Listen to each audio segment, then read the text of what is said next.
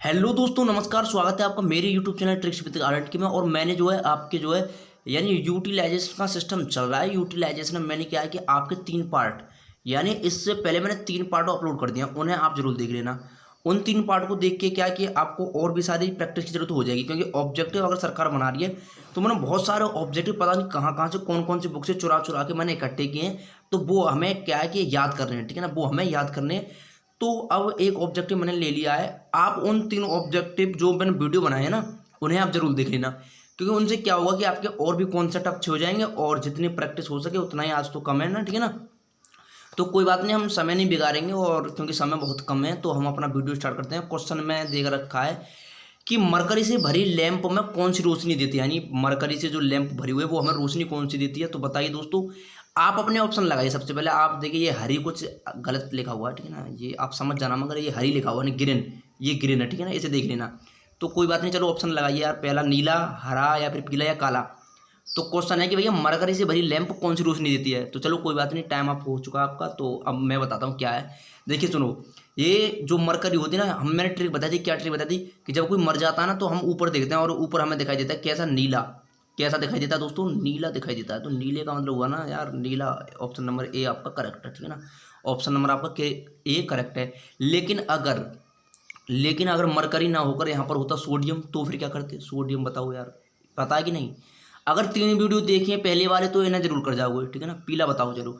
तो एक क्वेश्चन है, मैं 2 करा रहा हूँ इसमें, तो पीला आपका हो जाएगा भैया सोडियम, ठीक है ना। सोडियम की अगर इसमें ये भरी होती सोडियम वाष्प, तो ये कलर कौन सा होता?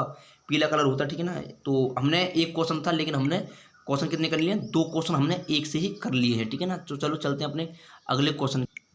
दोस्तों मैंने ले लिया दूसरा क्वेश्चन, और दूसरा क्वेश्चन आप देख पा रहे होंगे, ये कह रहा है, यानी कहने का मतलब है कि जिसने जो आपके यार प्रदीपन के जो नियम थे, प्रदीपन के जो नियम पढ़े, अगर वो आपको याद है तो बस यही पूछ रहा है कि इसमें जो प्रदीपन का जो नियम है ना वो कौन सा, यानी 3 नियम थे। 3 नियम कौन से थे? चलो थोड़ी सी चर्चा मैं जरूर कर लेता हूँ।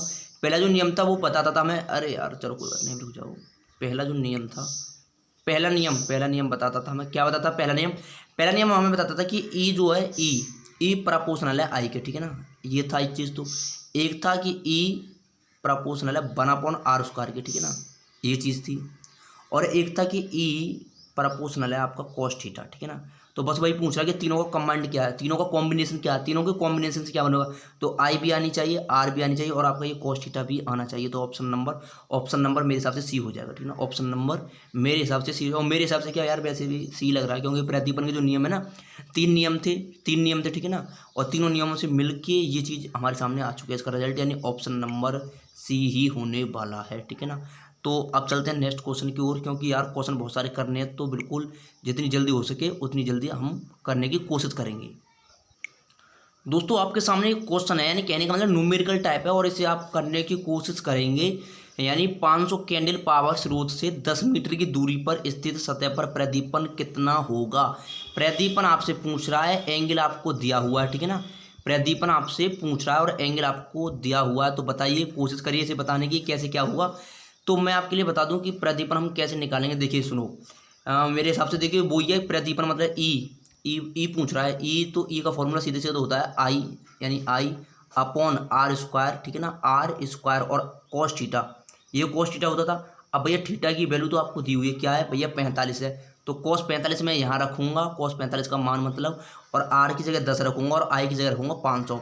तो कैलकुलेशन करके क्या है, इसका आंसर आ जाएगा। तो आप कैलकुलेशन करना और कमेंट में बताना कि इसका आंसर क्या था, ठीक है ना। इसका आंसर क्या था? बहुत ईजी सा यार, बस सॉल्यूशन करना है, और जो सॉल्यूशन कर लेगा वो उत्तर इसका कर सकता है बड़ी आसानी से, कोई ज़्यादा टफ नहीं है। हम अपने नेक्स्ट क्वेश्चन की ओर चलते हैं।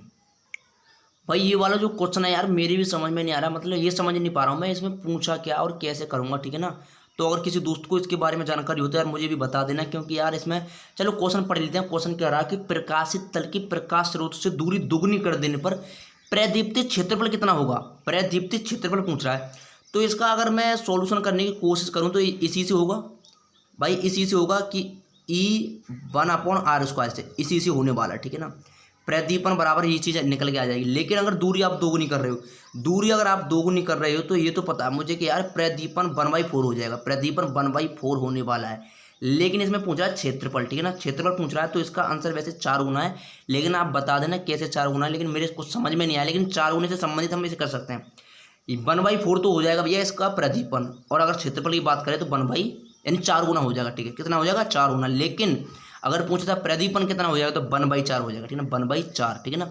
उम्मीद है आपको ये क्वेश्चन समझ में आ गया हो। चलते हैं अपने नेक्स्ट क्वेश्चन की ओर। भाई ये क्वेश्चन भी बहुत अच्छा है, क्योंकि ये क्वेश्चन तो मैंने कराया है, ये क्वेश्चन मैंने बताया था ट्रिक से, ये क्वेश्चन मैंने ट्रिक से बताया, तो बताओ कौन बताएगा। अगर तीन वीडियो पिछली देखें तो आप बड़े आसानी से ऐसे टिक कर दोगे आराम से, ठीक है ना।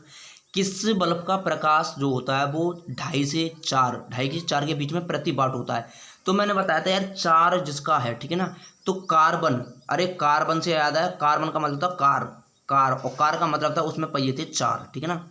तो मैं बहुत ही आसानी से इसका आंसर मारने वाला हूँ ऑप्शन नंबर बी बहुत आसानी से हो जाएगा। इसमें कुछ समझने का ज़्यादा कुछ है नहीं है, ठीक है ना, क्योंकि इसका चीज़ें मैंने बता रखी है, और मैंने ये भी बता रखा है कि क्या क्या आपको इस वाले चैप्टर से ज़्यादातर याद करना है, क्योंकि कहाँ से क्वेश्चन आ सकता है। तो वो आप जो पिछले 3 वीडियो यार उन्हें जरूर देख लो, डिस्क्रिप्शन में लिंक है, और मैंने एक प्ले लिस्ट भी बना दिया जिस पर लिखा हुआ है यूटिलाइजेशन 6th सेमेस्टर इलेक्ट्रिकल, ठीक है ना। वहाँ पर जाकर आप इन वीडियो को देख लो, काफ़ी हेल्प हो सकती है, ठीक है ना। मैं कोशिश कर रहा हूँ पूरी कि ज़्यादा से ज़्यादा ऑब्जेक्टिव कराया जाए, और थोड़ी बातें जो मेरे समझ में आ रही हैं वो मैं आपको समझा सकूँ, ठीक है ना। तो चलो अपने नेक्स्ट क्वेश्चन की ओर चलते हैं। मैंने आज क्वेश्चन काफ़ी ले लिए हैं, उनकी प्रैक्टिस करेंगे। भैया ये है आपके दुनिया का सबसे इजी क्वेश्चन, दुनिया का क्या मैं बोलूँगी, मतलब इलेक्ट्रिकल ब्रांच के लिए सबसे इजी क्वेश्चन है। इसे बताइए, ऐसा क्वेश्चन आ सकता है। एलसीडी का जो फुल फॉर्म है वो क्या है, एलसीडी का इसमें पूछा है, ठीक है ना। एलसीडी का जो मैंने क्वेश्चन करा रहा हूँ ये तो इसमें तो एलसीडी का पूछा है, लेकिन आपसे क्या क्या पूछा जा सकता है, एलईडी भी आपसे पूछा जा सकता है, एलईडी भी आपसे पूछा जा सकता है। एलसीडी का तो इसमें पूछ ही लिया, और क्या पूछा जा सकता है, और क्या पूछा जाता था। तो 1-2 चीज़ें होती हैं जो जिनकी फुल फॉर्म हम वैसे बेसिक से याद कर लेंगे, ठीक है ना। तो एलसीडी का आपका होने वाला है लिक्विड क्रिस्टल डिस्प्ले, और एलईडी का होता है भैया, एलईडी का क्या होता है बताओ, एलईडी का बताओ, लाइट एमिटिंग डायोड, ठीक है ना। तो ये भी याद रखो और ये भी याद रखो, ठीक है ना, दोनों इंपॉर्टेंट हैं। चलते हैं अपने नेक्स्ट क्वेश्चन की ओर। ये क्वेश्चन भी काफ़ी अच्छा है, और इस पर तो हम थोड़ी सी चर्चा भी करेंगे कि मतलब क्वेश्चन में थोड़ा सा हम बेसिक बताने की कोशिश करेंगे कि आखिर इस वाले क्वेश्चन में कहना क्या चाह रहा है, और इसमें किस किस चीज़ की जरूरत है।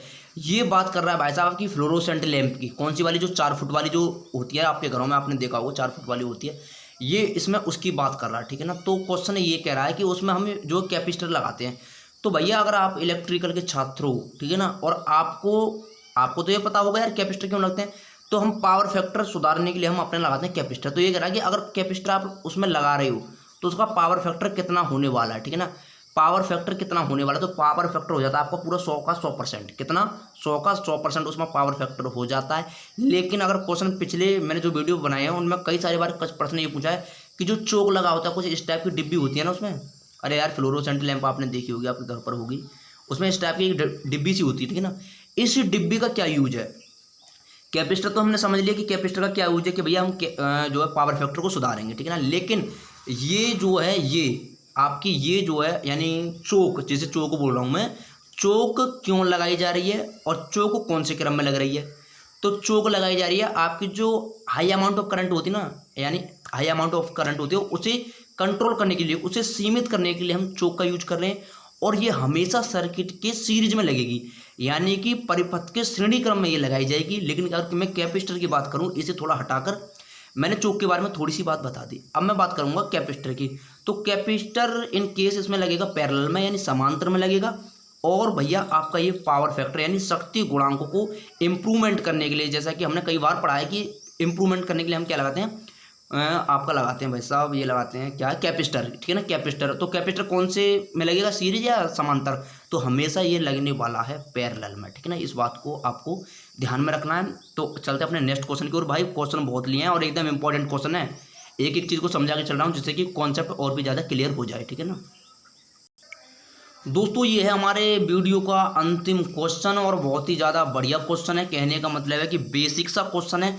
अगर ये भी आप नहीं जानते और आप इलेक्ट्रिकल के छात्र और आप 3rd ईयर में भी आए हो तो यार आपने पढ़ाई नहीं की, ये समझ लो आपने पढ़ाई नहीं की। क्योंकि अगर इतना बेसिक सा क्वेश्चन आप नहीं बता तो ये समझो जो 10th में बच्चा होगा ना वो भी बता देगा।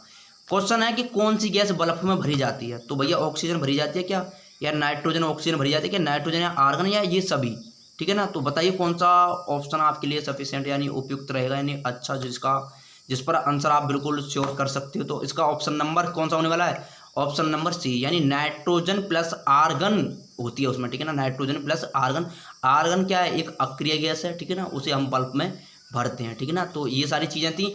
तो आज की वीडियो में दोस्तों इतना ही। तो प्रदीपन की हमने 4 वीडियो बनाए हैं और मुझे लगता नहीं है कि अब वीडियो बनाने की जरूरत है, क्योंकि 4 वीडियो जो क्वेश्चन हुए हैं यार, इतना ही आएगा इस चैप्टर से, इतना ही आने वाला। और क्या क्या आने वाला है उस चीज़ पर मैंने फोकस पहले वाली वीडियो में बता दिया, तो उस वीडियो को आप जरूर देखें। तो मिलता हूँ मैं आपसे नेक्स्ट वीडियो में और नेक्स्ट चैप्टर की शुरुआत के साथ। तो चैनल को कर लीजिए सब्सक्राइब, और भैया यार वीडियो को लाइक करो, और जिन भाई बहनों को थोड़ी परेशानी हो रही है ना, उनके पास वीडियो भेज दो। हो सकता है कि हमारा तुम्हारा ना फ़ायदा हो यार, लेकिन और किसी का तो हो जाए, हमारी वजह से और किसी का तो फ़ायदा हो जाए, ठीक है ना। तो सबके पास भेज दीजिए, वीडियो बहुत ज़्यादा इंपॉर्टेंट है।